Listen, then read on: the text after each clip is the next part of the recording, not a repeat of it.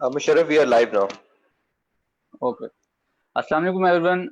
My name is Musharraf Arif, President Sync FMU. ये webinar हो रहा है रिसर्च डिपार्टमेंट का।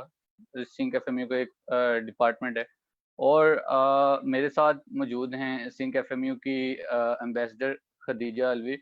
और हमारी ये जो सेशन है इसकी हमारे गेस्ट स्पीकर हैं एक बहुत ही renowned assistant professor doctor Sumera.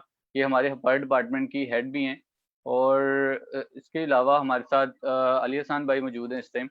तो पहले मैं इनवाइट करूंगा जावेद हमारे साथ हैं, वो रिसर्टेशन करेंगे। उसके बाद हम इंशाल्लाह उन्हें पहले मैं इनवाइट करता हूँ रिसर्टेशन के लिए, फिर हम बाकायदा तौर पे इसका आगाज करते हैं।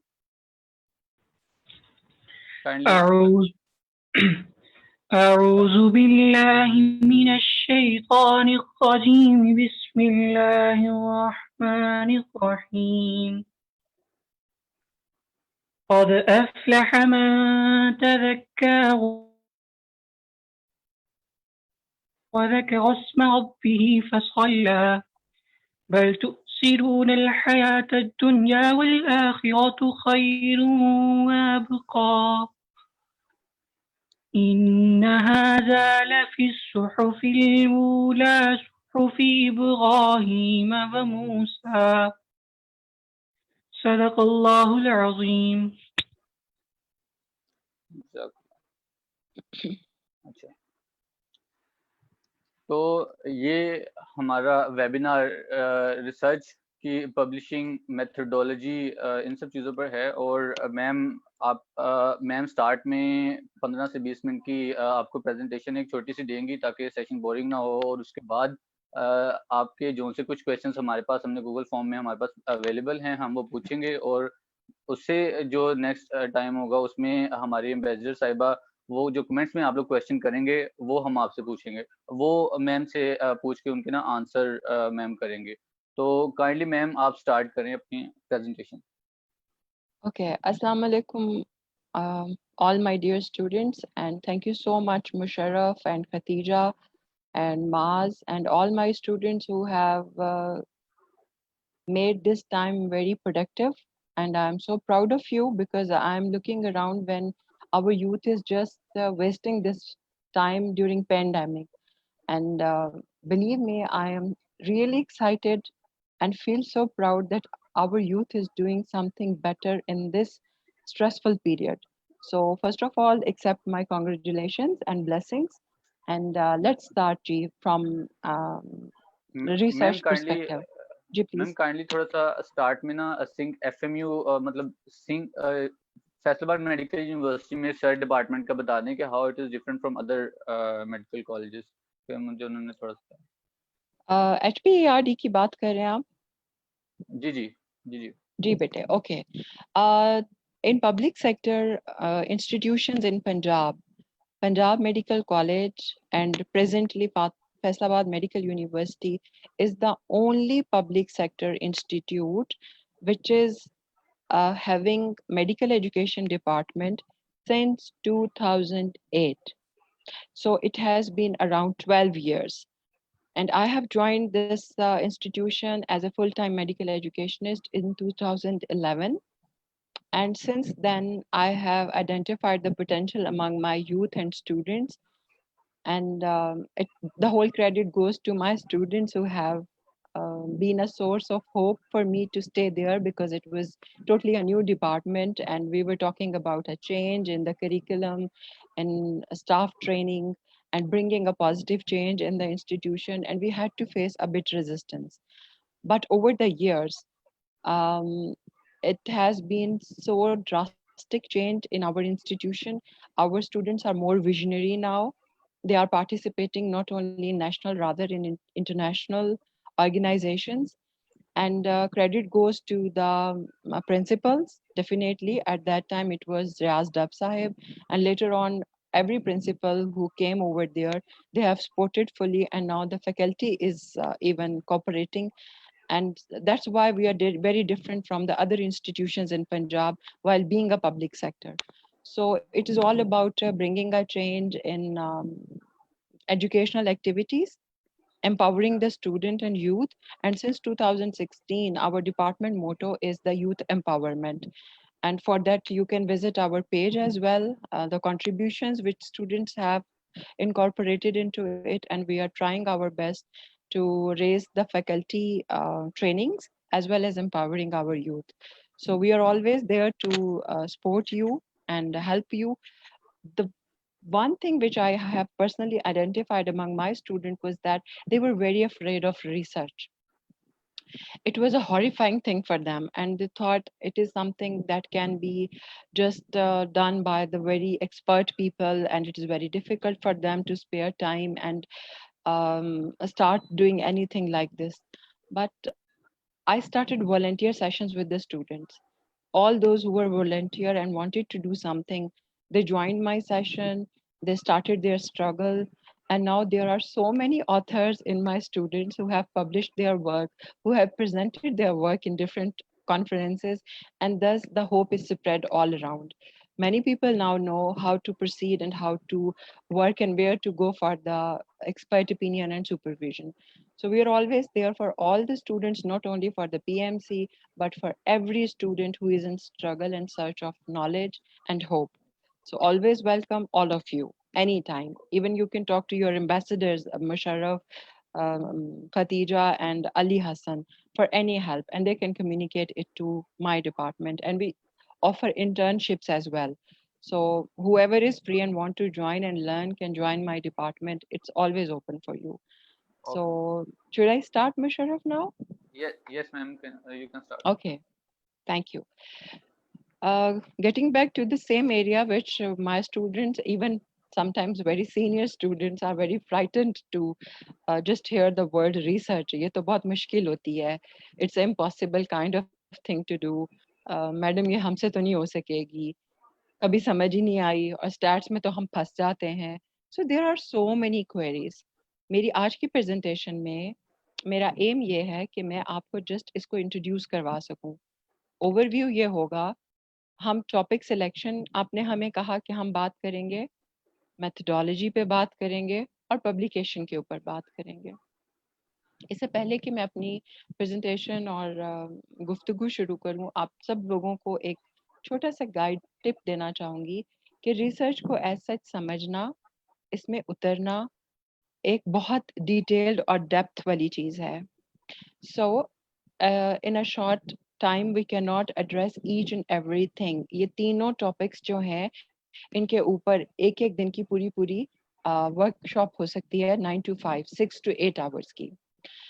सो इतने थोड़े टाइम में आप भी बोर हो जाएंगे अगर मैंने इतना लंबे भाषण दिए आपको. मेरा आज के प्रेजेंटेशन का मकसद सिर्फ ये है कि मैं आपको एक ओवरव्यू दे सकूं कि इन चीज़ों को आपने लेके चलना कैसे है.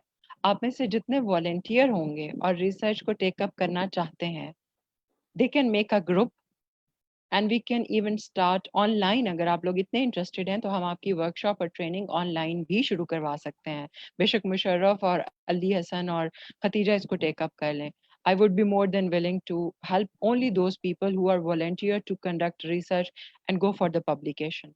Here, I'm just going to give you a tip कि ये होता क्या है और आपने इससे क्यों नहीं डरना. It is a doable thing, very much doable thing. आप ही के सीनियर्स जो यहाँ से पास आउट हुए हैं, अगर आप देखेंगे तो उन्होंने पेपर्स पब्लिश भी कर लिए हैं और इसी तरह आप ही की तरह उन्होंने टाइम स्पेयर किया है. मैं उनको सुपरवाइज करती रही हूँ, गाइड करती रही हूँ, and they have done it. And if they can do it, then you can do it too. ये इतना बड़ा कोई वो नहीं है, थ्रेटनिंग चीज नहीं है. तो सबसे पहले आपको अपना फियर खत्म करना है. To start with, it's just like our journey by train. आपको पता है ना, थोड़ा थका देने वाला, लंबा होता है, लेकिन बहुत इंजॉयबल होता है. आप सारा टाइम बाहर देख रहे होते हैं, आप इंजॉय करते हैं, आप सफ़र को भी इंजॉय करते हैं, अपनी कंपनी को इंजॉय करते हैं, बाहर की जो नेचुरल सीनरीज आती हैं. तो it's just like a railway journey. आपने इससे घबराना नहीं है. डिफरेंट स्टेशन आएंगे सॉरी, जहाँ हमें डिफरेंट कुछ काम करने के लिए रुकना पड़ेगा, उतरना पड़ेगा और आगे की तरफ सफर शुरू हो जाएगा.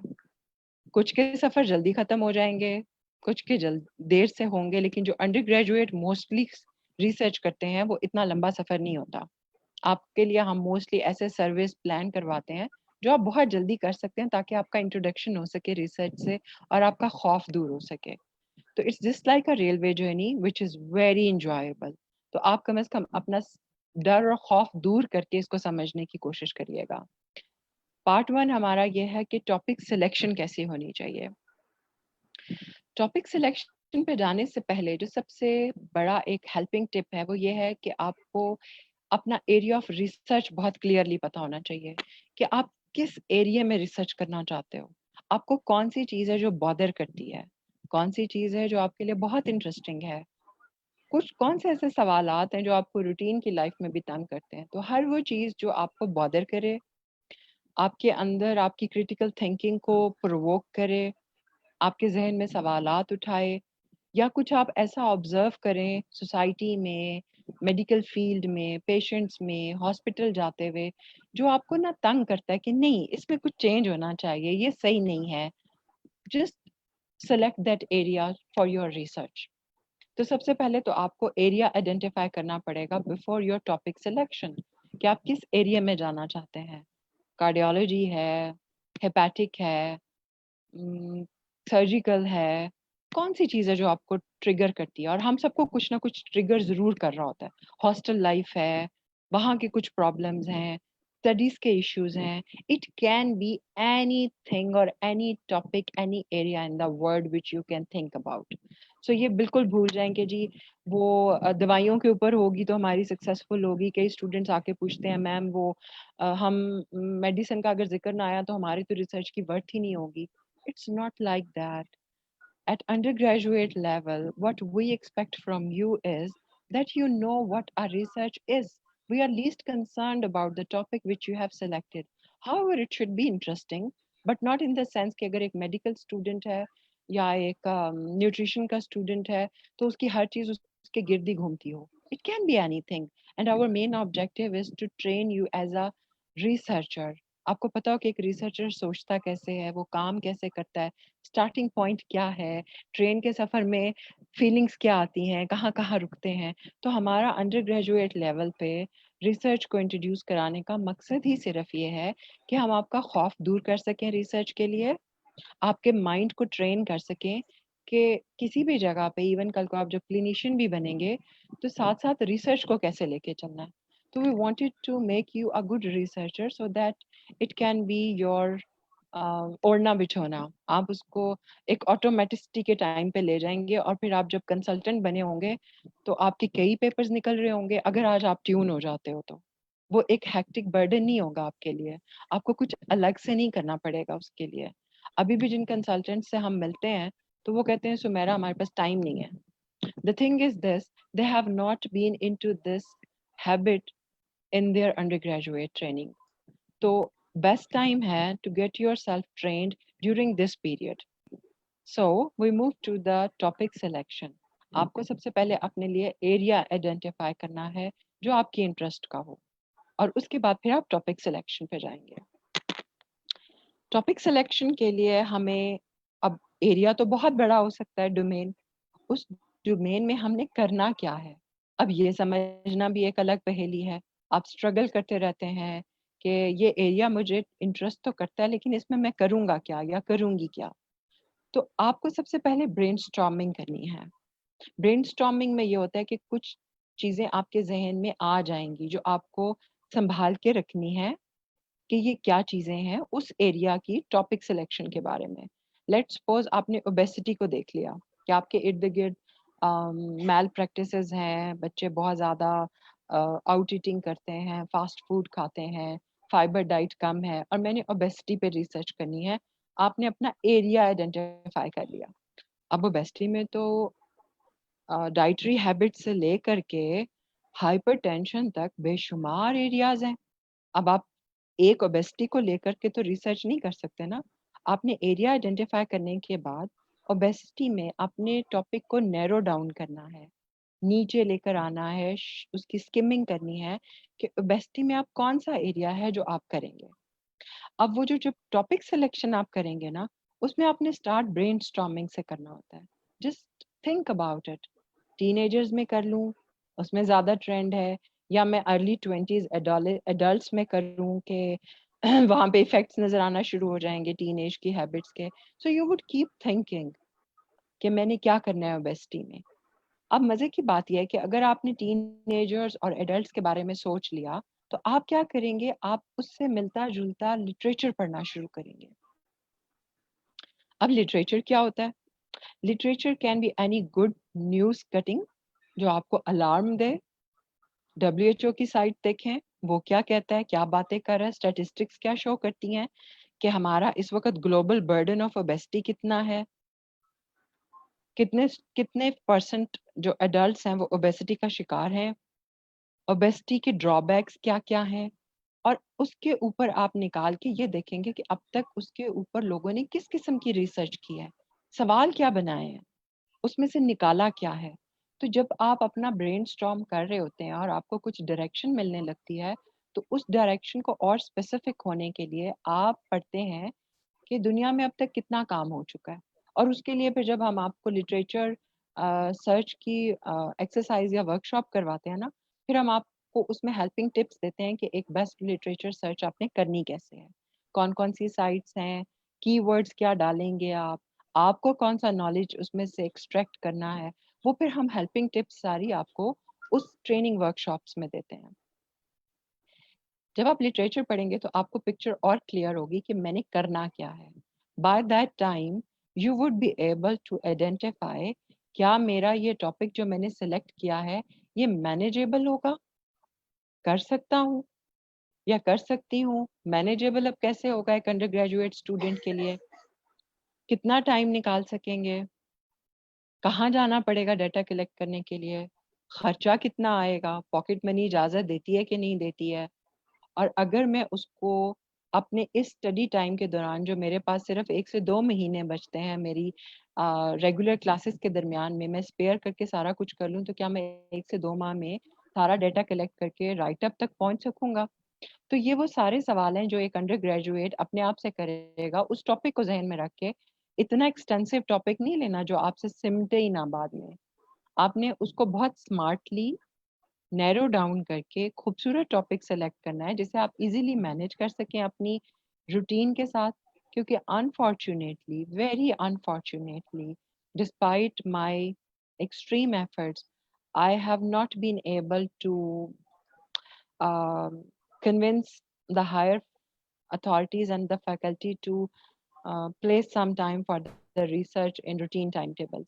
तो उसमें फिर अगर हम आपको सेल्फ स्टडी टाइम दें टाइम टेबल के दौरान में, आपके प्रोजेक्ट्स डेवलप करवाएं, तो certainly you would be able to manage those things within your routine. अब होता क्या है कि आपको एक्स्ट्रा माइल करना पड़ता है अपनी रूटीन स्टडीज के साथ, क्योंकि हम आपको ऑफिशियली कॉलेज टाइमिंग्स में वो टाइम नहीं दे पा रहे होते हैं. लेकिन ऑन द अदर हैंड अगर आप देखें तो हम आपको 2 बजे फारिग कर देते हैं रूटीन क्लासेस में, जबकि बाकी कॉलेजेस और यूनिवर्सिटीज में स्टूडेंट्स 5 बजे तक वहाँ रहते हैं. तो आपके पास प्लेंटी टाइम होता है घर जाके चीज़ें मैनेज करने का अगर आप एक अच्छे टाइम मैनेजर हैं. So there are always space, अगर एक जगह नहीं है तो कहीं ना कहीं दूसरी जगह से आपको uh, एक अच्छा स्पेस मिल रहा होता है कि आप चीज़ों को मैनेज कर सकें. अब ये आपकी पर्सनल स्किल्स हैं कि आप कितने अच्छे टाइम मैनेजर हैं. जिस तरह अब आप स्टूडेंट्स हो, आप इतना खूबसूरत टाइम मैनेज कर रहे हो कि आप इस कोविड पीरियड में बजाय इसके कि सुस्ती में सारा दिन सोते और रातों को जाग के आप गेमें खेलते, आपने लोगों के लिए फायदे के लिए खूबसूरत वेबिनार अरेंज कर लिया है. So people are working and those who are willing would be attending this seminar. तो आप सब लोग प्रोडक्टिव काम कर रहे हो. तो there are always ways for you कि आपने अपने लिए क्या पसंद करना है. लेकिन आई एम श्योर जिस तरह आप लोगों की स्ट्रेंथ बढ़ती जाएगी, अवेयरनेस आती जाएगी, there would be a time जब हम आपके टाइम टेबल में भी इसको इंक्लूड कर सकेंगे. तो आपने मैनेजेबल रखना है जो डुएबल हो. फिर आपने क्या करना है, एक वर्किंग थीसिस बनाना है. वर्किंग थीसिस क्या होता है? मैंने बड़े बड़े इंस्टीट्यूट्स में जाके वर्कशॉप्स करवाई हैं, वहाँ बड़े बड़े कंसल्टेंट्स तक को ये नहीं पता था. कहते हैं ये आप क्या बात कर रही हैं डॉक्टर मेरा, वर्किंग थीसिस क्या होता है? Working thesis is just nothing. Working thesis is a one-pager working paper which you would construct at the end of your brainstorming, your literature search, and your personal assessment what are you actually going to do? और वो हम आपकी जब एक पहली rehearsal workshop करवाते हैं ना, तो हम कोशिश करते हैं कि हम आपका उसमें वर्किंग थीसिस डेवलप करवा दें। वर्किंग थीसिस एक वर्किंग पेपर की तरह होता है, और वर्किंग पेपर का मुझे I am sure you people would be knowing, working paper is the कि आप करना क्या चाह रहे हो, आपका प्लान क्या है, और वो कोई ऑथेंटिक चीज नहीं होता, वो चेंजेबल होता है, एडिटेबल होता है, आप उसके अंदर बेशुमार चेंजेस कर सकते हो, इवन उसको डिस्कार्ड भी कर सकते हो। So working thesis is just the statement जो आप अपने लिए खुद तैयार करते हो कि मैंने क्या करना है, ये कैसे होगा, इसके फायदे क्या होंगे और उसके नुकसानात क्या होंगे। तो आपको जब ट्रेन कर दिया जाएगा तो in future, in your future life, whenever you would be thinking to do something, you would first go for the working thesis।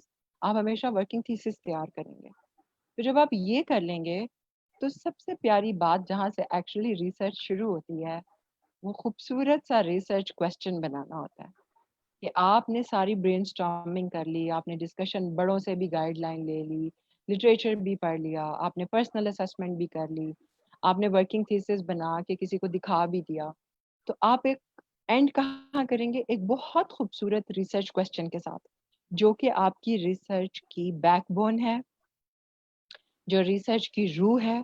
अगर आपका रिसर्च क्वेश्चन अच्छा बना हुआ है, तो आपका रिसर्च क्वेश्चन ही आपको सही रास्ते पे, ट्रेन की पटरी पे डालेगा। अगर आपका ये रिसर्च क्वेश्चन ठीक नहीं है, तो आपकी ट्रेन कहीं जाके या तो स्टक हो जाएगी, या कहीं टकरा जाएगी किसी चीज से, या फिर ब्लॉक हो जाएगी। तो इसके ऊपर जितना मर्जी टाइम लगा लें, लेकिन बने रिसर्च क्वेश्चन कमाल का। अगर ये काम आपने कर लिया ना, तो बाकी सारे काम इसके बाद आसान है। Mark my words, if you are successful in developing a very good research question, then the rest of the journey is very pleasant and very easy, enjoyable। ठीक है? This is all about selection of a topic। आपका selection of the topic आपको eventually एक खूबसूरत research question की development तक ले जाएगा। अगला सफर सारे का सारा आपके रिसर्च क्वेश्चन पे बेस करता है कि वो आपको कहाँ लेके जा रहा है, आपने कितने स्टेशन पे रुकना है, कहाँ कहाँ से आपने कौन सी चीज बाय करनी है, समोसे कहाँ से मिलेंगे और चाय कहाँ से अच्छी मिलेगी। ठीक है, तो हम आगे चलते हैं जी अपने सेकेंड पार्ट पे, that is all about methodology. और मैथडोलॉजी को गाइड कौन कर रहा है? आपका खूबसूरत सा रिसर्च क्वेश्चन। ये वो सफर है जब आप टिकट लेके ट्रेन में बैठ चुके होते हैं, आपको पता है आपने कहाँ जाना है, कहाँ रुकना है, कहाँ से कौन सी चीज इकट्ठी करनी है, और कैसे उसको मैनेज करना है अंदर बैठ के। तो इट्स लाइक अ जर्नी। आप हर चीज क्लियर है, आपके पास आपकी वो जो गाइड बुक है आपके हाथ में है, और आपका सफर शुरू हो जाएगा मैथडोलॉजी के साथ। अब मैथडोलॉजी क्या होती है जी? इस आसान सा मेटाफोर यूज करूंगी। मेथडोलॉजीज रिसर्च में उतनी ही अहम होती हैं जितनी कि कुक बुक की रेसिपीज। आपको हर स्टेप उसके अकॉर्डिंगली फॉलो करना है, यूनिवर्सल होता है। साइंटिफिक है तो हमें एक खास तरीके से चलना है। मेथडोलॉजी आपकी स्टडी की क्रेडिबिलिटी को एस्टैब्लिश करती है। अगर आपकी मेथडोलॉजी में फ्लॉज हैं, तो आपकी रिसर्च और उसके रिजल्ट्स वैल्यूएबल नहीं होंगे। आप मेथडोलॉजी के ऊपर इसलिए ज़्यादा फोकस करते हैं कि कोई और दुनिया के किसी भी कोने में बैठ के अगर उससे कोई मिलता जुलता काम करना चाहता है, तो आप उससे वो सारी रेसिपी शेयर कर रहे हैं कि भाई तुम ये कर सकते हो। और ये साइंस में अ मस्ट थिंग है। It should be very open, precise and redoable. आप उसे रेप्लिकेट कर सकें, इतने आसान और समझने में उसको बहुत ज़्यादा आप साइंटिफिक वे में एक्सप्लेन करेंगे कि कोई भी उसको रिपीट कर सके और उसे समझ आ जाए। और जो क्रिटिक करते हैं, जो इवेलुएट करते हैं आपकी रिसर्च और उसकी फाइंडिंग्स को, वो आपकी मेथडोलॉजी देखते हैं और सारे गैप्स उसमें मिलेंगे। अगर वो बहुत अच्छी स्टडी है तो सारी की सारी स्ट्रेंथ आपकी जो होगी वो उसमें होगी। जान है मेथडोलॉजी आपकी रिसर्च की। अगेन, मेथडोलॉजी को समझना भी इतना आसान नहीं है कि हम 20 मिनट्स में या 15 मिनट्स में आपको सब कुछ एकदम से सिखा दें, but doing it is very interesting and enjoyable thing. इसमें सारा कुछ आ जाता है। जैसा मैंने आपसे कहा, ये रूह है, ये जान है आपकी रिसर्च की। तो इस जान के अंदर हर चीज आ रही है। आपने कौन से मेथड्स यूज किए, सारी सी बात है।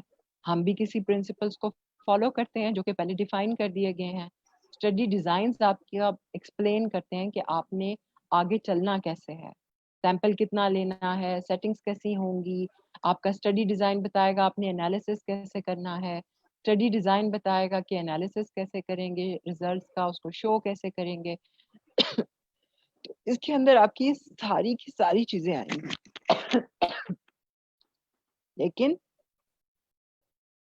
किसी भी रिसर्च को अंडरटेकिंग से पहले you need ethical permission.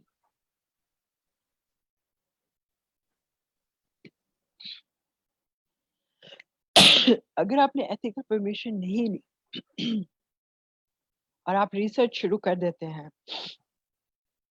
It's highly unethical. और अगर आपके डेट्स में क्लैश आता है, डिस्क्रिपेंसी आती है, कोई भी अच्छा जर्नल आपकी स्टडी पब्लिश नहीं करेगा, चाहे उसके मेथड्स 100% गोल्ड स्टैंडर्ड के हो, चाहे आपकी एक एक चीज एक्स्ट्राऑर्डिनरी हो। If you have missed this part, it would be of know worth, सब जाया चला जाएगा। तो आपको सबसे पहले इजाजतनामा लेना होता है एथिकल कमेटी से। जरूरी नहीं है कि आप किसी स्पेसिफिक जगह से लें। आपके इंस्टीट्यूशन में अगर एथिकल कमेटी नहीं है, अव्वल तो हर एजुकेशनल इंस्टीट्यूट में होती है जहाँ पे रिसर्च वर्क हो रहा हो, वहाँ की परमिशन चल जाती है हर जगह। लेकिन अगर खुदा ना खास्ता कहीं नहीं है, तो कोई और टीचिंग इंस्टीट्यूट जो एथिकल कमेटी रन करता है, आप अपना प्रोजेक्ट वहां ले जाके भी अप्रूव करवा सकते हैं। It's your right and that ethical committee's duty to cater you. तो कभी इन कंफ्यूजन्स में ना पड़ा करें। आपके पास ओपन स्पेस है, you can go anywhere, but if you have your own institutional committee, फिर आपका कहीं और जाना नहीं बनता। तो मैम आपने इन सब, जी प्लीज मैम काइंडली थोड़ा सा जल्दी कीजिएगा, वो फिर ना सेशन का टाइम लंबा हो जाता है। वो दिस इज ऑलमोस्ट डन। तो आपने जनाब इसमें करना है, अगर हम इसके अंदर आप हेल्प चाहेंगे तो हम आपको मेथोडोलॉजी के ऊपर अलग से वर्कशॉप भी करवा देंगे। हेल्पिंग टिप्स आपके लिए, इसमें आप बिना गाइड के सफर नहीं कर सकते। कोशिश करें कि आपको कोई मेंटोर मिल जाए, आपको कोई सुपरवाइजर मिल जाए, फैकल्टी मेंबर भी हो सकता है, कोई सीनियर स्टूडेंट भी हो सकता है, कोई और रिसर्चर भी हो सकता है, कहीं पे भी बैठ के जो आपको मेंटोरशिप करेगा। It's always a team work. अगर आप ये समझें कि आप अकेले सारा कुछ कर लेंगे तो क्वाइट इम्पॉसिबल, आप नहीं कर सकते। हमेशा अपने साथ अपनी एक टीम बनाइए, लाइक माइंडेड पीपल की, who are able to and willing to contribute. ये नहीं कि एक बंदा करेगा और बाकी पकी पकाए खाएंगे। आपको ऐसे विलिंग मेंबर्स अपने साथ अटैच करने हैं जो आपके साथ मिलके अपने अपने हिस्से का काम करेंगे और फिर आप मिल करके उसको आगे लेके चलेंगे। पब्लिकेशंस की बात जहाँ तक है, उसमें बहुत आसान सा हल है कि जब आप सारी फेजेस से गुजर चुके होंगे और आपको पब्लिकेशंस के लिए जाना है, आसान सा तरीका सिर्फ ये होता है कि आप अपने लिए कोई जर्नल आइडेंटिफाई कर लें जहाँ आप टारगेट करें कि पब्लिश करना है। अगर आपके इंस्टीट्यूशन का अपना जर्नल है तो वो आपकी प्रेफरेंस होनी चाहिए। उसके मजे की बात यह है कि आप जब लिखने बैठें तो आप उससे पहले इंस्ट्रक्शंस टू ऑथर पढ़ लें, उसी में पब्लिश हुए हुए कुछ आर्टिकल्स देखें ताकि आपको उसके स्टाइल का पता चले। जो टीम थी ना, उसमें वो लोग अपना काम डिवाइड कर लें किसने क्या चीज़ लिखनी है। कोशिश करें टीम मेंबर्स में जिनका राइटिंग स्किल्स अच्छी हैं उनको वो काम दिया जाए, पहले उनसे काम ना लिया जाए, उनको राइटअप में डाला जाए। फिर जो काम आपने लिखा है, जिसने 2 लोग अगर लिखने वाले हैं, अगर उन्होंने लिख लिया तो आप उसको मिलाएंगे। सारा कंप्लीट करने के बाद आप किसी से पीयर रिव्यू करवाएं, वो आपको आपकी गलतियां बताएगा, उसको रिफाइन करें, कंप्लीट करें और सबमिट करवा दें and wait for the publication. वो रिव्यूअर आपको फीडबैक देगा और वापस आ जाएगा। Few writing tips, this is the last slide. आपकी साइंटिफिक राइटिंग होनी चाहिए, एकेडमिक राइटर बनने की कोशिश करें, brief and to the point. आपका स्टाइल और स्ट्रक्चर ऑफ राइटिंग बहुत अच्छा होना चाहिए जो कि साइंटिफिक हो और फॉलो करता हो जर्नल के स्ट्रक्चर को। फ्लो ऑफ द स्टोरी बहुत अच्छी होनी चाहिए। जितने अच्छे राइटर होंगे उतना अच्छा आपकी फ्लो साइंटिफिक स्टोरी में आपका फ्लो होगा। आप कुछ इंग्लिश राइटिंग एप्स डाउनलोड कर सकते हैं, ग्रामरली बहुत अच्छा है, मैं पर्सनली भी यूज़ करती हूँ। आप जब फाइनल ड्राफ्ट उसमें डालते हैं तो वो आपको कुछ एडिट करके फाइनल हेल्प कर देता है। तो आप जो सबमिशन से पहले जब इसमें से थ्रू कर लेंगे तो ग्रामर की बहुत सी गलतियाँ इसमें सेल्फ ऑटो करेक्ट हो जाती हैं। And thank you so very much. I'm sure that this would have been a helpful tip for you, but this was just a glimpse. It's not all about topic selection, research, and publication. Over to you, okay, Musharraf. Thank you very much ma'am. Ma'am हमें कुछ question receive हुए हैं जो हमने जी Google please, form दिया था। One by one, ठीक है, जी वन बाय ये वन, डिफरेंट मेडिकल कॉलेजेस के लोग जो रिसर्च में इंटरेस्टेड हैं, जी तो उन प्लीज। लोगों ने सेंड किए थे। तो मैम पहला क्वेश्चन है कि what are the advantages of research article.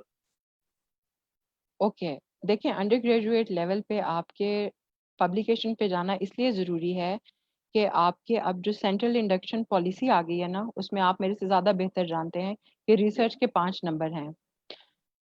आपके लिए सजेस्टिव ये होगा कि अर्ली इयर्स में लाइक सेकेंड ईयर और थर्ड ईयर में आप इस तरह के प्रोजेक्ट्स टेकअप करें। अगर आपके वहाँ पे सुपरवाइजर्स अवेलेबल हैं, टीचर्स फैसिलिटेटिंग हैं, आप इस तरह के करें कि एटलीस्ट जब तक आप फाइनल ईयर पास आउट करते हैं या हाउस जॉब तक आपके कम से कम 2 पेपर्स पब्लिश हो चुके हों। तो ये आपको बेनिफिट देगा not only in your further selection, बल्कि अगर आप बाहर भी अप्लाई करते हैं, वो लोग जो बाहर जाना चाहते हैं, तो याद रखिए कि बाहर की इंडक्शन में, पाकिस्तान में तो अब इन्होंने सेंट्रल इंडक्शन में शुरू किया ना, फॉरेन कंट्रीज में रिसर्च को वो आज से बहुत पहले वैल्यू करते हैं अंडर ग्रेजुएट लेवल की। तो it would not only be just a research article, it would benefit you throughout your life if you done it during your undergraduate years. ये हो गया Second मैम। question वो please. Ma'am आपकी slides अगर on तो kindly उन्हें of कर दें, वो स्क्रीन पे फिर हम लोग शो हो जाएंगे ऐसे। Okay, sure, thank you.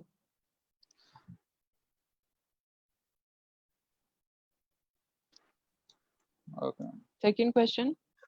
Ma'am, हमारा नेक्स्ट क्वेश्चन है कि how can we select a topic for research. मेरा ख्याल है कि मैंने अपनी प्रेजेंटेशन में उसको कवर किया था, एक दफ़ा फिर क्विक रिकैप कर देती हूँ। टॉपिक ऑफ रिसर्च सिलेक्ट करने के लिए आपको अपना एरिया ऑफ इंटरेस्ट आइडेंटिफाई करना होगा कि आप किस एरिया में इंटरेस्टेड है। और जब आप उसको एरिया आइडेंटिफाई कर लेंगे तो फिर नैरो डाउन करते करते आप टॉपिक पे चले जाएंगे कि आप क्या करना चाहते हैं। और जब आप किसी सुपरवाइजर या मेंटर के साथ काम कर रहे होंगे तो सडनली वो आपको रिफाइन करवा देगा और आपका एक अच्छा क्वेश्चन बनवा देगा आपके साथ मिलकर। मैम हमारा थर्ड क्वेश्चन है कि how much time is required for research probably. Very interesting question. Okay जी, um, आपके फ्यूल पे डिपेंड करता है, आपकी एनर्जी पे डिपेंड करता है, आप कितने मोटिवेटेड हैं। ठीक है, अगर आप किसी सीनियर के साथ मिलके चलते हैं या सुपरवाइजर के साथ मिलके चलते हैं तो this would be up to you. वो आपको होमवर्क देगा, आपको डेडलाइन देगा। अगर आप उस दौरान सारा काम खत्म करके उसको दिखा देते हैं, जितनी जल्दी आप काम करेंगे उतनी जल्दी आपका रिसर्च प्रोजेक्ट कंप्लीट हो जाएगा। तो this is all in the hands of the students. आपने अपने हिसाब से लेके चलना है, बाकी काम आपके हाथ में। आप चाहे 3 हफ्तों में खत्म कर लें, चाहे 4 हफ्तों में कर लें। अगर आपका एक अच्छा डेवलप हो जाता है तो data collection is just nothing, उसके बाद का काम आसान है। तो मैम राइटिंग में कितना टाइम लगता है, ये नेक्स्ट क्वेश्चन है। से सिर्फ राइटिंग में। राइटिंग के लिए भी मुशर्रफ इसी तरह से ही है कि अब आप देखें कि मेरे बहुत से स्टूडेंट्स हैं जो बहुत अच्छे एनर्जी के साथ जा रहे थे। उन्होंने क्वेश्चनियर भी बनाया, डाटा भी ले लिया, उन्होंने एनालिसिस करके रिजल्ट्स भी निकाल लिए। अब जब ये कोविड आया तो वो थोड़े स्लो हो गए और उन्होंने यस मैम। हमने जर्नल भी आइडेंटिफाई कर लिया कि हमने कहाँ पब्लिश करना है। वो लिख भी चुके हैं, मैं उनका रिव्यू करके भेज भी चुकी हूँ, उनको करेक्शंस भी हो गई हुई हैं। So again this would be the same answer, it depends on your own energy, आप कितने मोटिवेटेड हैं। आप जब चाहेंगे, ये चीज़ें उतना काम नहीं लेती। अगर आप हाईली मोटिवेटेड है ना, you can even complete any project with in 2 months. आप राइटअप भी कर सकते हैं उसके अंदर, डिपेंड करता है आपके पास राइटर कितने अच्छे हैं। सही हो गया मैम। अच्छा मैम, नेक्स्ट क्वेश्चन है कि what are the steps of approval in the process of publication of research. Approval in process of, steps of approval in publication of research. Approval steps publication में। Okay okay okay, fine fine. होता यह है कि different journals जो हैं उन्होंने अपनी rules and regulations लिखे होते हैं जो पीयर रिव्यूड होते हैं ना, उन्होंने टाइमलाइन भी जो जहाँ पे पेड आर्टिकल्स होते हैं ना, जो लोग उन्होंने टाइमलाइन दी होती है कि जी आप जमा करवाएंगे, इतनी देर में हम पीयर रिव्यू लेंगे, और विद इन 3 मंथ्स का वो टाइम देते हैं प्रोसेस का, मोस्टली जर्नल्स। इससे ज़्यादा भी हो सकता है, इससे कम तो मेरे ख्याल मुश्किल ही कोई देगा। मिनिमम 3 मंथ्स है। तो अगर आप लिख भी लेते हैं, सारा कुछ कर लेते हैं, तो पाइपलाइन में जाके भी आपको काफ़ी टाइम लग जाता है। सही है। सो अच्छा get ma'am next mentally question. Prepared. Okay okay. अच्छा मैम नेक्स्ट क्वेश्चन है कि what are the different types of research in article? Different types of research and articles. Research की तो टाइप्स देखें, आप जब उसके स्टडी डिज़ाइंस पढ़ते हैं तो आप देखते हैं कि रिसर्च स्टडी डिज़ाइंस कितने हैं, क्वालिटेटिव रिसर्च है, क्वांटिटेटिव रिसर्च है। वो जब आप उसकी डेप्थ में जाएंगे वो आपको तब पढ़ाया जाएगा। आर्टिकल्स मुख्तलिफ तरह के हो सकते हैं। रिव्यू आर्टिकल है, हो सकता है, कमेंट्री हो सकती है, ओरिजिनल रिसर्च आर्टिकल हो सकता है। तो यूजुअली जो हम आपके अंडर ग्रेजुएट लेवल पे कहते हैं, वो हम आपको सर्वे स्टडीज करवाते हैं। मोस्टली कंपैरेटिव हो सकती हैं, डिस्क्रिप्टिव भी हो सकती हैं।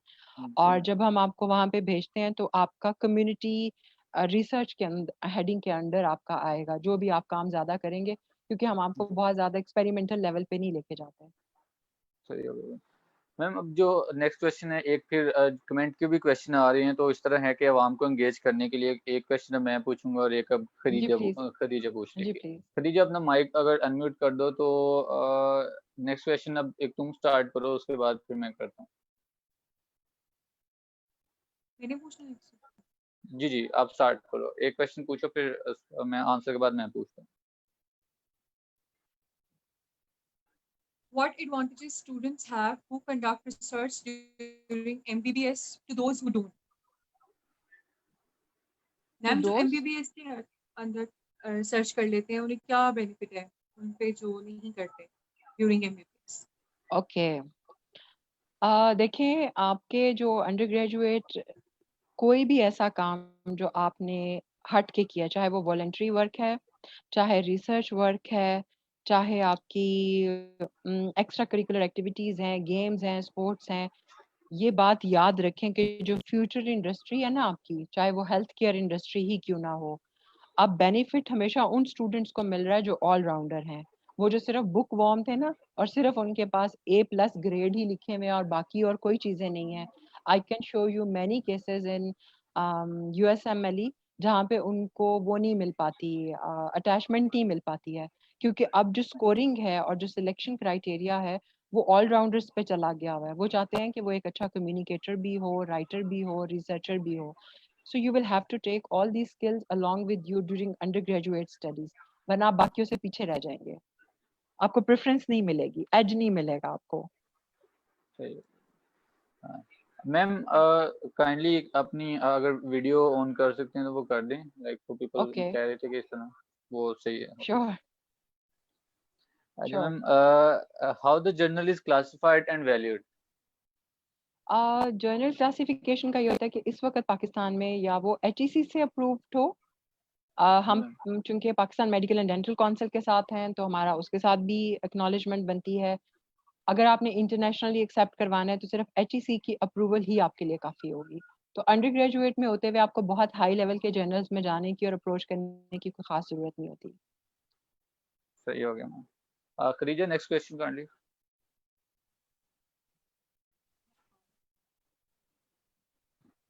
What could be the best method to have your research published internationally? हाँ, इंटरनेशनल में पब्लिश करने के लिए सबसे पहले आपको ये देखना है कि उसमें मैं आपको एडवाइस करूंगी कि उसमें आप छोटू बन जाए। किसी सीनियर टीचर के साथ अगर कोई ऐसी रिसर्च चल रही है जो वैल्यूएबल है, या कोई MPhil का स्टूडेंट है या PhD का स्टूडेंट है, तो आप उसके साथ अपनी वॉलंटियर सर्विसेज ऑफर करें और उसको कहें कि आप मुझे जो काम कहेंगे, चाहे वो डाटा कलेक्शन का हो, कि मैं वो काम करूंगा, आप मुझे ऑथरशिप में लेके जाएं साथ। स्ट्रेट अवे अंडरग्रेड में रहते हुए अगर आप ये एम कर रहे हैं कि आप बहुत एक्स्ट्रा ऑर्डिनरी रिसर्च करेंगे, तो उसके लिए बहुत एक्स्ट्रा ऑर्डिनरी काम करना पड़ता है। तो फिर ये वही लोग कर सकते हैं जिनको पहले से रिसर्च की नो हाउ है। मेरी एडवाइस ये होगी कि वहाँ पे आप छोटू बनना पसंद करें, किसी भी सीनियर फैकल्टी मेंबर का या किसी सीनियर पोस्ट ग्रेजुएट या PhD स्कॉलर का, वो आपको अपने साथ रखे और उससे कह के आप उसमें अपने हिस्से की कंट्रीब्यूशन दें, वो आपको ऑथरशिप देगा। सही हो गया मैम। मैम नेक्स्ट क्वेश्चन है कि what is the importance of impact factor in rating of general की हाँ, रेटिंग में इम्पैक्ट फैक्टर का क्या रोल? इम्पैक्ट फैक्टर जी बहुत इंपॉर्टेंट होता है किसी भी जर्नल की पब्लिकेशन के लिए। आजकल ये देखा जाता है जब आप बड़े लेवल पे जाएंगे ना यूनिवर्सिटीज में जॉब लेने के लिए या कहीं और, तो वो देखते हैं कि आपकी कितनी रिसर्च इम्पैक्ट फैक्टर जर्नल्स में पब्लिश हुई हुई है। तो यस, इसका बहुत इंपॉर्टेंट रोल है। लेकिन अभी अगर फैकल्टी अगर इस तरह के सवाल करे, और फैकल्टी के लिए ज़रूरी है, ख़ासतौर पे उन लोगों के लिए जो यूनिवर्सिटी में जॉब करते हैं, उनके लिए बहुत ज़रूरी है कि वो इम्पैक्ट फैक्टर जर्नल्स को अप्रोच करें और उसके अंदर जाकर के वो पब्लिश करना चाहें। लेकिन as far as the students are concern, I think you may just go for the journals which are HEC recognized, and that would be more than sufficient for you. सही हो गया मैम। ठीक है? अच्छा Khadija, over to you. Khadija. Either we should use books or websites in order to do our research now. For literature search करना चाह रही हैं आप? Yes मैम, मतलब कि बुक्स यूज करें या ज्यादातर वेबसाइट्स जो डिफरेंट नेट पे या किस तरह से इस चीज बुक्स में ये होता है कि आपको कुछ फैक्ट्स मिल सकते हैं, आप किसी चीज़ की डेफिनेशन निकाल सकती हैं, आप गाइडलाइंस निकाल सकती हैं। लेकिन अदरवाइज अब तक दुनिया में कितना काम हो चुका है, उसकी अपडेट लेने के लिए तो आपको पब्लिश्ड आर्टिकल्स पढ़ने पड़ेंगे, जो मोस्टली आजकल आपको यहीं पे मिलेंगे ऑनलाइन। इसके अलावा तो उसका कोई हल नहीं है। उसकी वेबसाइट्स होती हैं, हम आपको बता सकते हैं कि कहाँ से सर्च करना आसान होता है। सर्च इंजन में आपको जाना पड़ेगा। अच्छा मैम नेक्स्ट क्वेश्चन है कि how many authors can take credit of one research article? It's up to 6। अच्छा इट्स अप टू 6। मुझे CIP का नहीं पता कि CIP में वो कितने लोगों को क्रेडिट देते हैं, कंसीडर करते हैं 3 को करते हैं या नहीं। I am not sure about CIP criteria, लेकिन otherwise 6 are authentically considered in PMDC as well as in HEC. Khadija. Ma'am, how to choose sample size और method? Well, sample size depend करता है सबसे पहले आपके टॉपिक पे, आप किस टॉपिक पे कर रहे हैं, आपका स्टडी का डिज़ाइन क्या है। और सैंपल साइज में कोई हार्ड एंड फास्ट या थंब रूल नहीं होता। उसके लिए आपको बाकायदा एक फॉर्मूला अप्लाई करना पड़ता है। उसकी भी कुछ प्री रिक्विजिट्स होते हैं कि आपने सैंपल साइज कैलकुलेट करना है। उसके लिए डिफरेंट कैलकुलेटर्स भी हैं, डिफरेंट एप्लीकेशंस हैं, सॉफ्टवेयर हैं। आपसे सिर्फ वो कुछ रिक्वायर्ड इन्फॉर्मेशन मांगती हैं, आप जब उसमें वो डालते हैं तो आपको सैंपल साइज कैलकुलेट करके दे देता है। It's not that difficult. लेकिन इसका कोई स्टैंडर्ड नहीं है कि आपने सिर्फ इतना करना है तो काम हो जाएगा। No, there is no standard और rule of thumb for anything. हर स्टडी के लिए अलग से सैंपल साइज काउंट करना पड़ेगा। मैम नेक्स्ट क्वेश्चन है कि what can we do about research from work from home? अगर वर्क फ्रॉम होम पे हम रिसर्च करना चाहे तो क्या कर सकते हैं? ये तो देखें, आप इसमें एक्सपीरियंसेस लोगों के ले सकते हैं ना कि घर से काम करने के लिए उनको आसानियाँ क्या थी और मुश्किल क्या थी। तो ये इट्स अ गुड टॉपिक। लेकिन इसमें आप पढ़ के देखें कि अभी तक कुछ पब्लिश हुआ है। अगर पब्लिश हुआ है तो क्या पब्लिश हुआ है, इसमें आप देखना यही चाहेंगे कि घर रह के काम करने के फायदे और नुकसान क्या हैं, यही देखना चाहेंगे ना। तो अभी देखेंगे इस पे कितना पब्लिश हो चुका है। गूगल तो बहुत अरसे से करवा रहा है कि वो जो उसके गूगल के सेंट्रल ऑफिसेज हैं वहाँ के एम्प्लॉय किसी भी वक्त आ सकते हैं। वो 24/7 खुला रहता है, लोग अपने अपने प्रोजेक्ट्स पे काम है। और अब जब से ये पैंडेमिक आया, बहुत से जो वर्चुअल और सॉफ्टवेयर इंडस्ट्रीज हैं उन्होंने सबको कहा घर से बैठ के काम करो। तो यस वी कैन, लेकिन आपको देखना पड़ेगा कि आपकी ऑडियंस कौन सी होगी जो घर बैठ के काम कर रही है। फिर उनसे आपको वो डाटा कलेक्ट करना पड़ेगा। तो क्या आप इतने लोगों को अप्रोच कर सकेंगे? उन्हीं 6 पॉइंट्स पे रखें, लिटरेचर सर्च करें, मैनेजेबिलिटी और डुएबिलिटी चेक करें, और फिर अपना एक प्यारा सा वर्किंग थीसिस तैयार करें और research question, and then you can proceed. Okay Ma'am, is there any formal committee in FMU that allows students to conduct research within the hospital premises? Yes, you have a proper full institutional ethical review committee, and it's been working over there since last so many years. वहाँ की आपकी proper ethical review committee है, आपको वहाँ से approval लेना पड़ता है पहले। पोस्ट ग्रेजुएट्स भी वहीं से लेते हैं, अंडर ग्रेड भी। मेरे बहुत से स्टूडेंट्स जिन्होंने रिसर्च किया उन्होंने वहीं से एथिकल अप्रूवल सर्टिफिकेट लिया हुआ है। और इट्स फॉर ऑल, हॉस्पिटल में हो रही हो, कॉलेज में हो रही हो, सब लोग वहीं से लेते हैं। सही है ma'am how can we select a topic according to our strength मतलब हमने अकॉर्डिंग टू आवर एवेल्यूएट किस तरह स्ट्रेंथ से करना क्या है मतलब? मतलब कि हमने अपने मुताबिक हम किस चीज के लिए मतलब इस टॉपिक पे हम ज्यादा बेहतर लिख सकते हैं अपने मुताबिक अगर हमने देखना है कि कौन सा टॉपिक सिलेक्ट करें तो देखिए, आपको ज्यादातर जो अभी इस लेवल पे कम्युनिटी सर्वेस जो होते हैं ना, सर्वेस को फोकस करें। सोशल बिहेवियर देख सकते हैं आप, स्टूडेंट्स का बिहेवियर देख सकते हैं, स्टडी पैटर्न्स देख सकते हैं। अगर कोई नई स्ट्रैटेजी इंट्रोड्यूस करवाई गई है इंस्टीट्यूशन में, आप उसका कंपैरिजन देखना चाहते हैं। आप अगर दो डिफरेंट प्राइवेट और पब्लिक सेक्टर के स्टूडेंट्स के एनवायरनमेंट को कंपेयर करना चाहते हैं, तो मोस्टली सर्वेस के ऊपर फोकस करें, एक्सपेरिमेंटल स्टडीज की तरफ नहीं जाना। सही हो और मैम फर्स्ट ईयर और सेकंड ईयर के स्टूडेंट्स का साइनॉप्सिस अप्रूव ही नहीं होता कई कॉलेजेस में, लाइक एनएमयू वगैरह में, तो क्या जो एफएमयू के स्टूडेंट्स हैं उन्हें भी ये मसला फेस करना पड़ेगा?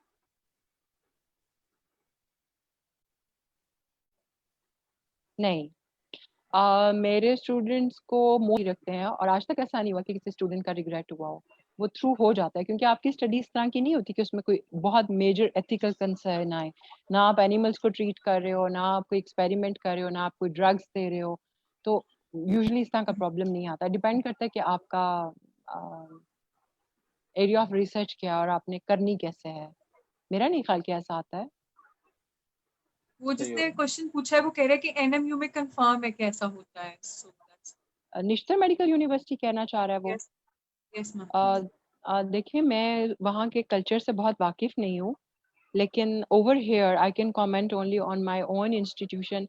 Here all the members and faculty is so helpful in promotion of research. They have never blocked any persons. हमारे तो कई स्टूडेंट्स की पब्लिकेशंस हो चुकी हुई हैं बेटे, और अच्छे अच्छे जर्नल्स में हुई हुई हैं।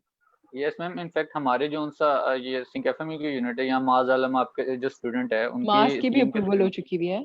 यस, जी उनके 2 मेरे ख्याल से सर्चिंग पब्लिशिंग हो चुकी हुई हैं और 2 पेंडिंग है कोई समथिंग मुझे बता रहा था मतलब वो वी आर वेरी मैं I am my self a member of ethical review committee, और वहाँ पे मैंने कभी किसी स्टूडेंट का और कोई भी नहीं आने देता। हम सब तो बहुत फैसिलिटेटिंग है इनके लिए। यस मैम अच्छा हाँ, मैम अब मैं दूसरे नेक्स्ट कल्चर पे क्वेश्चन कमेंट नहीं कर सकती, ये उनका कल्चर है, मुझे नहीं पता वहाँ पे यस क्या होता है। मैम हर जी, मेडिकल कॉलेज का अपना हिसाब होता है यस। ठीक है अच्छा ma'am how to be aware of upcoming mysterious questions of medical world so to put our focus on that mysterious problems like what? Mysterious questions of medical world मतलब अगर सपोज दैट मेडिकल वर्ल्ड में या different medical college या हमारी medical study related कुछ ऐसे questions होते हैं वो कि कोई टॉपिक इन डिस्कशन आ जाता है ठीक है और उसके ऊपर फोकस करके हम रिसर्च करना चाह रहे हो अगर कुछ अपकमिंग बेटे, जो आ गया ओके, जी मैं आपको बताती हूँ। ये जो सवाल है ना, ये काफी वेग है, और जी अगर हम कभी टॉपिक सिलेक्शन की वर्कशॉप करें और उसमें आए, तो फिर जब हम उसको पढ़ाएंगे उसके मुताबिक फिर हम आपको उसको evaluate करना भी बता देंगे। This is quite a vague question.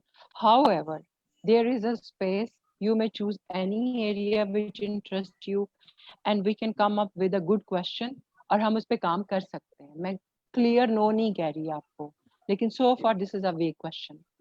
Ma'am अक्सर औकात ऐसा होता है ना कि कुछ लाइक मोड कुछ अभी अभी एक चीज हुई होती है या फिर बहुत ही ज्यादा मॉडर्न होती है उसके रिलेटेड बहुत ही कम अवेयरनेस होती है ना अवाम को तो अगर उस पे कोई आर्टिकल वगैरह करना चाहे तो उस पे लाइक कोई मेडिकल स्टूडेंट करना चाह रहा है Yes, that is the most favorable, that is the most favorable thing to do. जिसके ऊपर अभी बहुत कम काम हुआ है, वही तो एरिया जिस पे आपने काम करना है। Go for it. There is a total green signal for that. Just go. लेकिन क्वेश्चन अच्छा फ्रेज करें। तो मैम फिर उसके लिए फोकस मतलब किस चीज पे बुक्स से ज्यादा फोकस रखें कि ऑनलाइन ज्यादा रखें क्योंकि वो चीज ऐसे बुक्स में तो अवेलेबल नहीं होती यस, उसमें ये होगा कि आपको अपना ग्राउंड एस्टेब्लिश करना पड़ेगा कि आप वो काम करना क्यों चाह रहे हैं। होता यह है कि फिर आप अपनी राइटिंग से अपना रैशनल एस्टेब्लिश करेंगे with the reference of books, with the reference of views happenings which are being done, क्योंकि आप जिस एरिया पे काम करेंगे उस पे कुछ तो हो रहा है ना जो आपको ट्रिगर कर रहा है। फिर आप वो सारा कलेक्ट करके अपना रैशनल ये बनाएंगे कि ये वो वाला एरिया है जहाँ बहुत ज्यादा गैप्स हैं, और इसलिए मैंने इसको सेलेक्ट किया कि मैं उस गैप को कवर करना चाह रहा हूँ। है तो Khadija? Mostly people avoid such topics. वो कहते हैं मेरे पास आके जी मैम उसके ऊपर हमें लिटरेचर ज्यादा नहीं मिल रहा।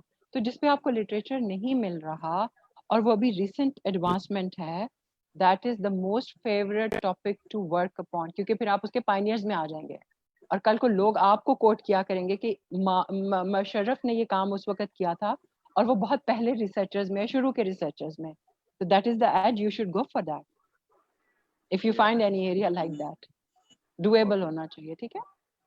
मैम इसके Any other ज्यादा question? चांसेस भी मैम इसी के रिलेटेड एक कि अगर इसके ज्यादा चांसेस होते हैं कि अगर मॉडर्न किसी टॉपिक पर को पकड़ के उस पर सर्च की जाए तो उसके पब्लिश होने के चांसेस कैसे ज्यादा होते हैं, Yes, कम होते very much। मुशर्रफ आप देखें, आप और मैं इस वक्त कोविड को जी के देख रहे हैं, ठीक है। हैं? जी मैम। पूरा पूरा जर्नल का एक एक एडिशन सिर्फ कोविड पे पब्लिश हुआ है। क्यों हुआ है? उसकी अभी वर्थ है। अगर आपने अब मिस कर दिया ना, इसके बाद उसकी कोई वर्थ नहीं है। So new topics always have a space if it is of importance. अगर इम्पोर्टेंस का नहीं है और आप एम ही उसको इम्पोर्टेंट बना रहे हैं तो शायद फिर कोई उसको लिफ्ट ना करवाए। डिपेंड करता है कि आप कौन सा क्वेश्चन फ्रेज करते हैं और हमारे पास कैसे आते हैं।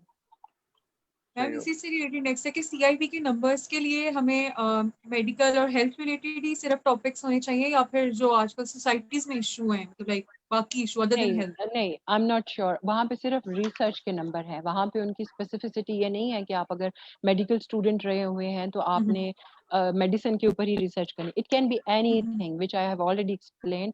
रिसर्च होनी चाहिए और वो पब्लिश्ड होनी चाहिए एंड दैट्स इट। उसमें कोई रिस्ट्रिक्शन नहीं है। It can be anything. अच्छा मैम, अभी जैसे पहला क्वेश्चन था कि एक तो हो गया कि मॉडर्न कोई टॉपिक को हम पकड़ें तो उसके पब्लिश होने के ज्यादा चांसेस होते हैं। इसी यस, तरह अगर हम वो और कौन कौन से टॉपिक हैं जो पकड़े हम तो उस पर सर्च करें तो उनके ज्यादा चांसेस हैं पब्लिश होने के? इसमें मैं आपको ऐसे स्ट्रेट अवे नहीं बता सकती कि किसके चांसेस ज्यादा हैं। डिपेंड ये करता है कि जब आप लिटरेचर पढ़ते हैं ना तो आपको ये पता चलता है कि गैप क्या है। आपको वो गैप आइडेंटिफाई करके उस गैप के अंदर अपना नॉलेज ऐड अप करना होता है। तो इट इज अ स्किल, क्योंकि मोस्टली आप जिस टॉपिक को भी हाथ लगाएंगे ना दुनिया में कहीं उस पर काम हो चुका होगा। ऐसा नहीं है कि आपको कुछ ना मिले। तो आपको वो गैप देखना होता है कि उसके अंदर कौन सा गैप रह गया और आप उस गैप को फिल कैसे करेंगे। तो इट्स सही अगेन बात। Another thing. There are not tips कि आप इन टिप्स पे काम करें और आपको जी सब कुछ मिल जाएगा। ऐसा नहीं हो सकता। कोई मैजिकल वैंड नहीं है यहाँ पे। आपको सब कुछ खुद से करके डिग आउट करना पड़ेगा। मैम खदीजा एक खान। बच्चे का है कि I am into the first inter collegiate research और उस प्रोजेक्ट की सुपरविजन कोई भी करे तो क्या उसका नेम ऑथरशिप में इंक्लूड होगा?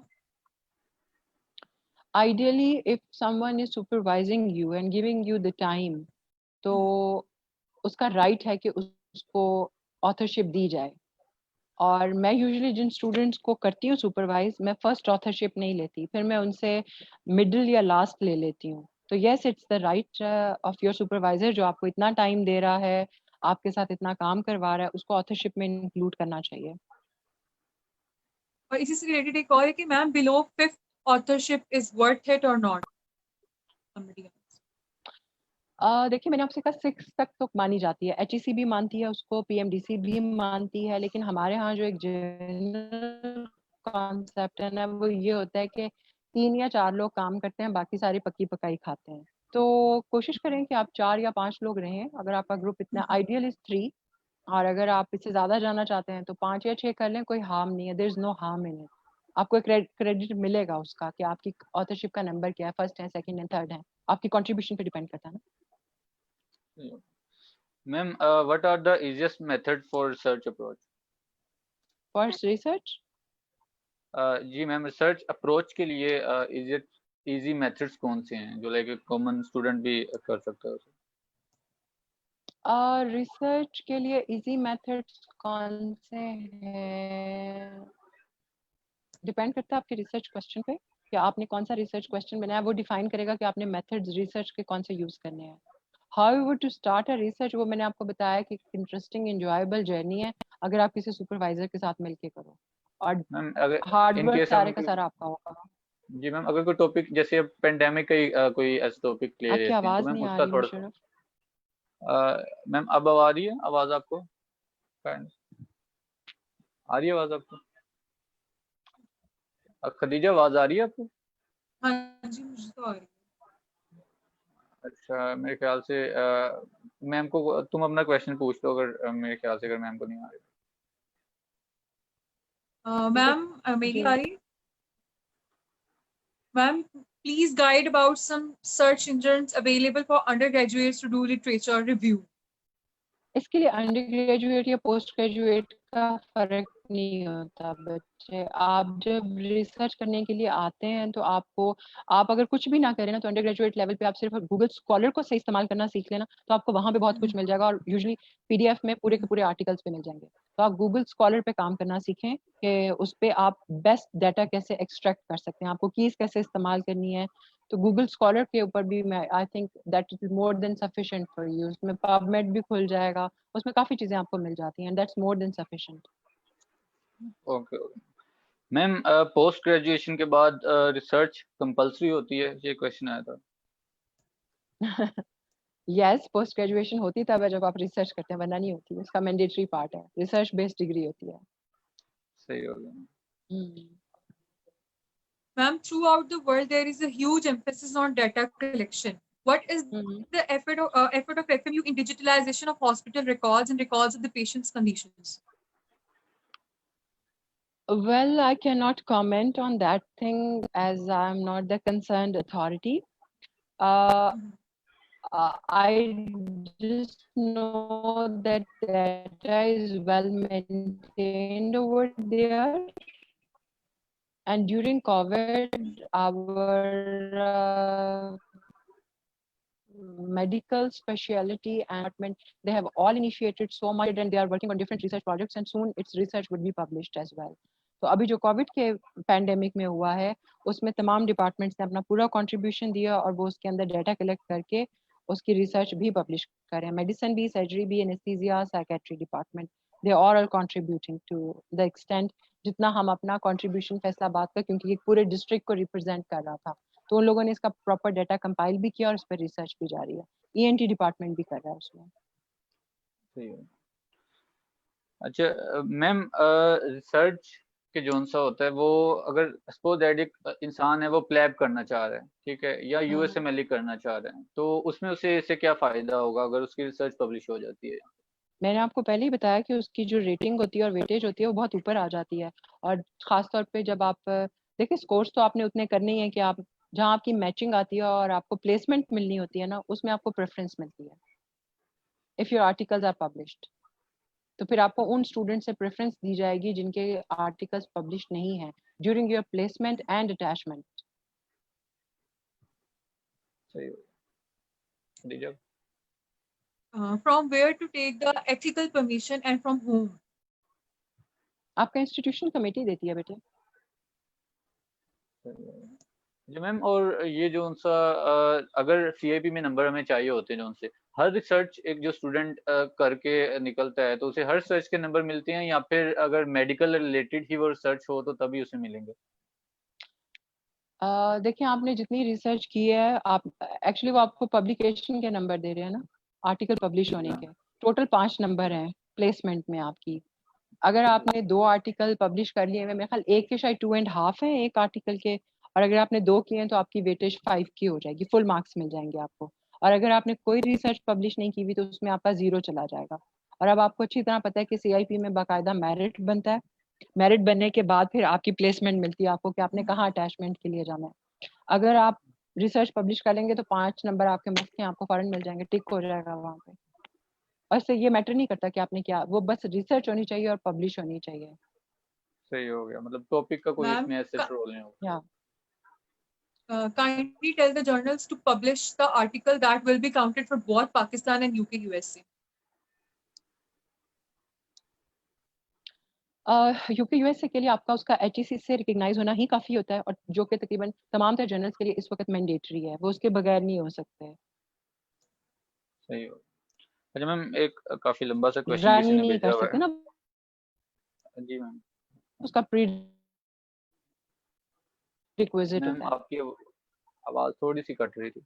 जिस तरह आपका अपना इंस्टीट्यूशन का एपीएमसी है, जी सॉरी, एचईसी से भी रिकग्नाइज है। इंस्टीट्यूशन का अगर जर्नल है तो कोशिश करें कि वो एचईसी और पीएमडीसी के साथ अगर रिकग्नाइज्ड है, just straight away go for it, इधर उधर मत सोचें। सही।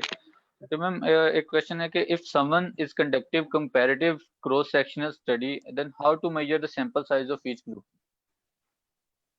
अगेन इसका सवाल का जवाब स्ट्रेट फॉरवर्ड नहीं है बेटे. It depends upon your research question. अगर आप कंपैरिजन कर रहे हैं तो वो दो ग्रुप्स कौन से हैं जिनको आप कंपैरिजन कर रहे हैं, उसका पॉपुलेशन टोटल देखना पड़ेगा. फिर उसके बाद हमें उसमें एंटर करके फिर हम सैंपल साइज कैलकुलेट करेंगे. आप रफली कोई भी आपको नहीं बता सकता, चाहे वो एक्सपर्ट बायोस्टैटिशियन ही क्यों ना हो. So you need other details to identify and reach the sample size number. It's not just a number game कि मैं आपसे कह दूं कि 200 काफी होगा, 150. No, that's not justified. Khadija कहाँ है? What is the predatory journal and impact factor? Sorry? Ma'am, what is predatory journal and impact factor? Impact factors जो होते हैं ना, वो आपको ये बताते हैं कि आपके जर्नल के अंदर जो आर्टिकल्स पब्लिश होते हैं उसकी साइटेशन कितनी होती है. जिस तरह मैंने अभी मुशर्रफ से कहा कि अगर मुशर्रफ कोई ऐसा काम करता है जो अभी बहुत ज़्यादा काम नहीं हुआ हुआ और इसका जब वो रिसर्च वर्क पब्लिश होगा तो इसके बाद में जितने लोग काम करेंगे वो अपनी साइटेशन और रेफरेंसिंग के लिए इनके आर्टिकल को डालेंगे जी कि मुशर्रफ एट ऑल ने 2020 में ये काम किया और उसमें ये नतीजे निकले थे. तो जितना ज्यादा काम मुशर्रफ के उस एरिया में बाद में होगा उसमें मुशर्रफ की साइटेशन ज्यादा से ज्यादा जाएंगी. तो जिस जर्नल में इन्होंने वो पब्लिश किया होगा वो उसकी रेटिंग बढ़ाएगा. तो ये जो इस तरह की होती है ना, ये चीजें इस चीज को काउंट करती हैं कि उस जर्नल के कितने आर्टिकल्स बाकी जगहों पे कोट किए जाते हैं, साइटेशन दी जाती हैं, यूज किए जाते हैं. तो उससे पता ही चलता है कि उस जर्नल में कितनी क्वालिटी का काम छपता है जिसके बाकी लोग भी उसको साइट कर रहे हैं. तो this is about the number game. Actually citation number game है ये, और उन्होंने एक क्राइटेरिया बनाया हुआ है इसको मैयर करने का, but it is again questionable.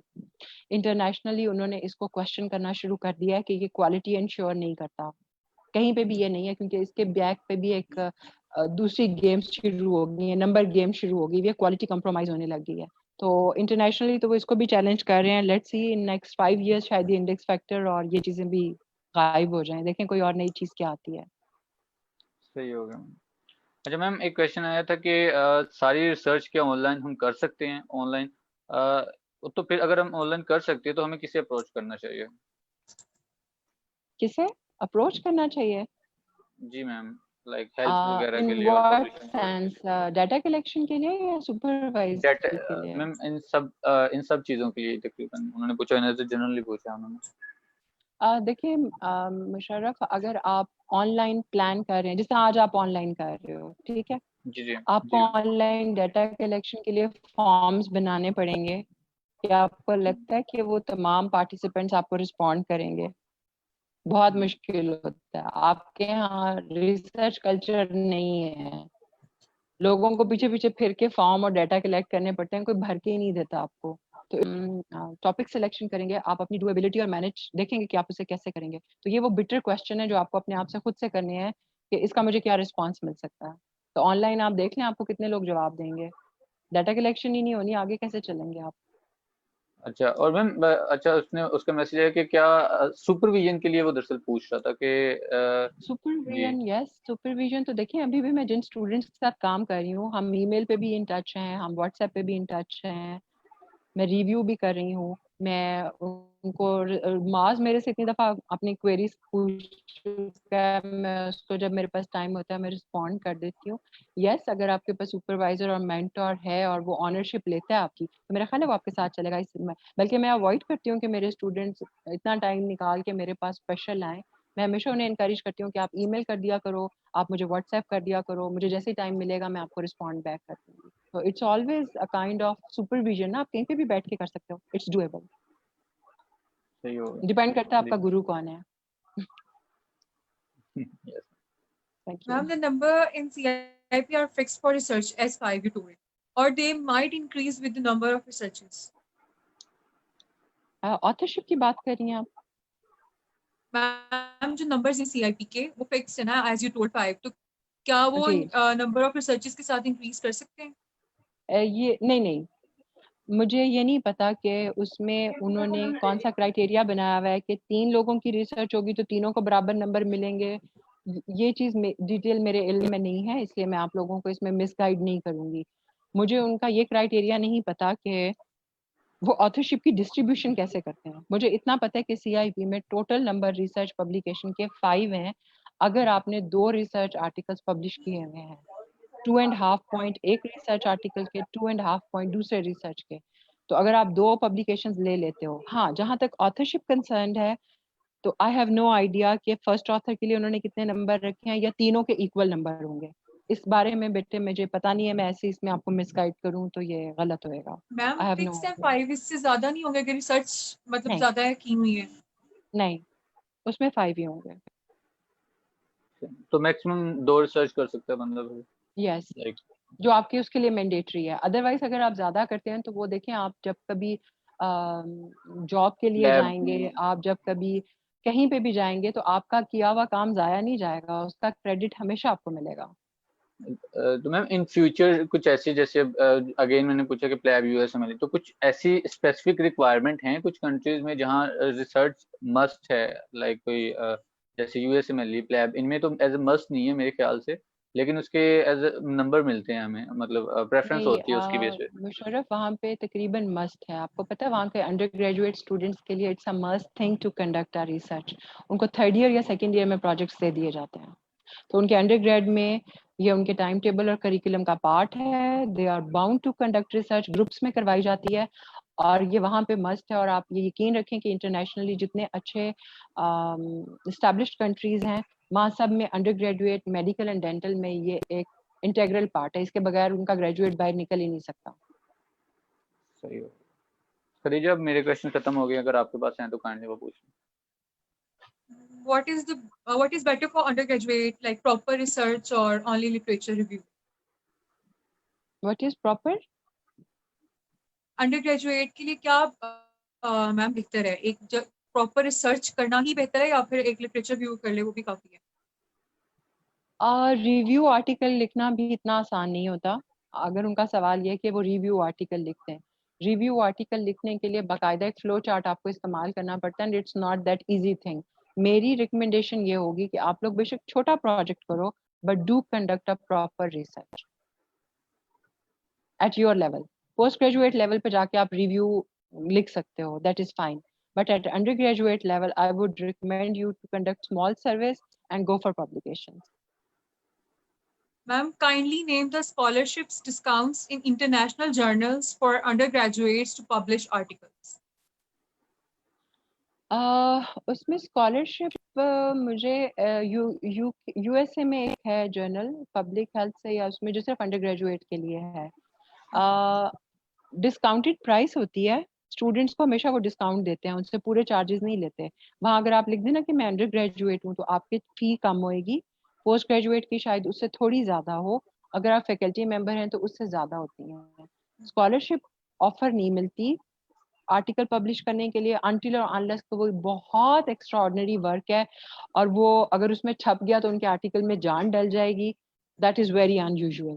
Otherwise there is always a nominal fee for publishing such articles, लेकिन अंडरग्रेड स्टूडेंट्स के लिए बहुत नॉमिनल होती है। मैम एक बच्चा पूछ रहा है कि अगर अभी हम करना चाहें रिसर्च तो कैसे करें, अभी तो कॉलेजेस नहीं होते। अभी बेस्ट टाइम ये है कि आप अपना रिसर्च क्वेश्चन डेवलप करें, जो काम आप घर बैठ के कर सकते हैं। मेथोडोलॉजी लिखें, आप अपना क्वेश्चन रिफाइन करवाएं, आप एथिकल परमिशन गेन करें, और फिर अगर आपको लगता है कि डेटा कलेक्शन के लिए आप जा सकते हैं तमाम पर्सनल प्रोटेक्शन मेजर्स के साथ, तो आपकी टीम जो सी है वो पर्सनल प्रोटेक्शन मेजर्स के साथ जहाँ जहाँ जाके अगर अवेलेबल है सोर्सेज ऑफ डाटा कलेक्शन तो आप डाटा कलेक्शन कर लें। This is the best time to do. फारिग बैठे और क्या करना है आपने, वक्त ज़ाया करने से तो बहुत बेहतर है कि आप इस तरह का प्रोजेक्ट टेकअप कर लें। मैम एक और क्वेश्चन है कि please suggest few journals that we should study before aiming for research. मैं जर्नल्स को तो नहीं रिकमेंड करूंगी, मैं आपसे ये कहूंगी कि आपके जो इंटरेस्ट का एरिया है ना उसको गूगल पे डाल के पबमेड पे पब्लिश्ड आर्टिकल्स पढ़ लें उसके मुतालिक। That would be more than sufficient for you. जो एरिया ऑफ इंटरेस्ट है, रैंडम ना पढ़ें, एरिया ऑफ इंटरेस्ट को पढ़ें। आपको जो एरिया ऑफ इंटरेस्ट है उसको टाइप करें, डालें गूगल में, और फिर जो आर्टिकल्स प्रोमिनेंट होते हैं और पबमेड के हैं आप उसको डाल के पढ़ सकते हैं, जो फ्रीली एक्सेसिबल है पूरा पूरा आर्टिकल। तो उसको पढ़ें और देखें कि लोग कैसे लिखते हैं। So far, public Okay. health is very good and important for undergraduate. आप किसी भी international public health journal को click करें और उसके articles पढ़ लें, वो आपके लिए easy होंगे समझना. सही हो गया. खदी- Are we done हो now? गया? खदीजा कोई एक और है, name the best international journals, like जो बेस्ट है अभी. देखिए बेस्ट बहुत से हैं. ब्रिटिश जर्नल ऑफ हर स्पेशलिटी का ब्रिटिश जर्नल छपता है, ठीक है.